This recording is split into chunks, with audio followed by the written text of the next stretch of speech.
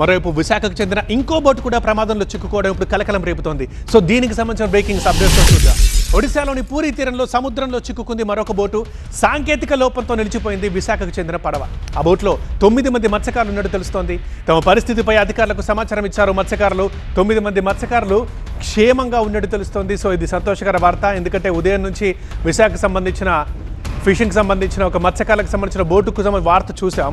అక్కడ 7గురిలో ఒకరు మాత్రమే కనిపించారు. మిగతా వారి కోసం అక్కడ గాలింపు చర్యలు సాగుతున్నాయి. బట్ మరోవైపు మరొక బోటుకు సంబంధించిన వార్త కూడా ఇది మనం చూస్తున్నాం. ఇక్కడ కూడా కొంచెం తప్పారు. బట్ వారందరూ ఇప్పుడు క్షేమంగా ఉన్నారు. తమ పరిస్థితిపై అధికారులకు సమాచారం ఇచ్చారు. మా ప్రతినిధి ఖాజా ఉన్నారు ఫోన్లో. ఖాజా, వీళ్ళందరూ ఎవరు? ఇప్పుడు అందరూ సేఫేనా? ఏంటి సమాచారం ఈ బోటుకు సంబంధించి, వారికి సంబంధించి?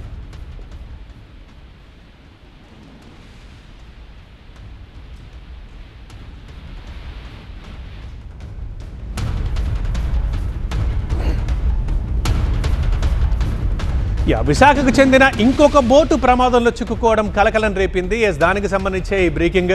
ఒడిశాలోని పూరీ తీరంలో సముద్రంలో చిక్కుకుంది మరో బోటు.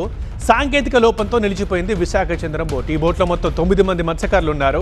వెంటనే పరిస్థితిపై అధికారులకు సమాచారం ఇచ్చారు. అండ్ ఆ 9 మంది మత్స్యకారులు ఇప్పుడు క్షేమంగా ఉన్నట్టు తెలుస్తోంది. సో వీళ్ళు ఎక్కడ చిక్కుకుపోయారు అనేది అందరికీ తెలుసు. ఎందుకంటే అక్కడ ఫోన్ సిగ్నల్స్ వస్తున్నాయి కాబట్టి అదృష్టవశాత్తు వారు అధికారులకు సమాచారం ఇచ్చారు. ఇప్పుడు అందరూ సేఫ్గా ఉన్నట్టు తెలుస్తుంది. మా ప్రతినిధి ఖాజా అని తెలుస్తుందాం. ఖాజా, ఈ 9 మంది ఎవరు? ఈ బోట్ ఎక్కడి నుంచి ఎక్కడికి వెళ్తోంది? సో అందరూ సేఫ్గా ఉన్నట్టు తెలుస్తోంది. సేఫేనా అంతా? ఆ 9 మంది మత్స్యకారులు కూడా సురక్షితంగా ఉన్నట్టు సమాచారం అధికారులకు పంపించారు. అయితే ఈ బోట్లన్నీ కూడా ఈ సీజన్ ప్రారంభమైన తర్వాత గత నెల 15వ తేదీ నుంచి వేటకు మత్స్యకార బోట్లన్నీ వెళ్తున్నాయి. ఇదే క్రమంలో కొన్ని బోట్లలో ఇంజన్లలో సాంకేతిక లోపం కూడా వస్తుంది. ఇదే క్రమంలో ఇక విశాఖ ఫిషింగ్ హార్బర్ నుంచి ఒక బోటు వేట కోసం బయలుదేరింది. దాదాపుగా 9 మంది వరకు మత్స్యకారులు అందులో ఉన్నారు. ఈ వేట చేస్తూ ఉండగా పూరీ తీరంలో ఆ వేట చేస్తున్న ఆ బోటు ఒక్కసారిగా ఇంజన్ లో సాంకేతిక లోపం ఏర్పడింది. దీంతో బోటు నడి సందర్భంలోనే నిలిచిపోయింది. ఇప్పుడు ప్రస్తుతం బంగాళాఖాతంలో అల్పపీడన పరిస్థితుల నేపథ్యంలోని సీ అంతా కూడా రప్పుగా మారింది. కెరటాలు ఎగసిపడుతున్నాయి. మరోవైపు ఈ ఇంజన్ కూడా సాంకేతిక లోపంతో నిలిచిపోవడంతో నడి సందర్భంలో ఆ బోటు ఒక్కసారిగా ఆగిపోయింది. దీంతో ప్రాణ భయంతో ఒక 9 మంది మత్స్యకారులు విలువలాడిపోయారు. దీంతో సిగ్నల్ అంటే తీరానికి సమీపంలో ఉండడంతో ఆ సెల్ ఫోన్ ద్వారా అధికారులకు సమాచారం అందించారు. సహచర మత్స్యకార సంఘాలకు కూడా సమాచారం అందించారు.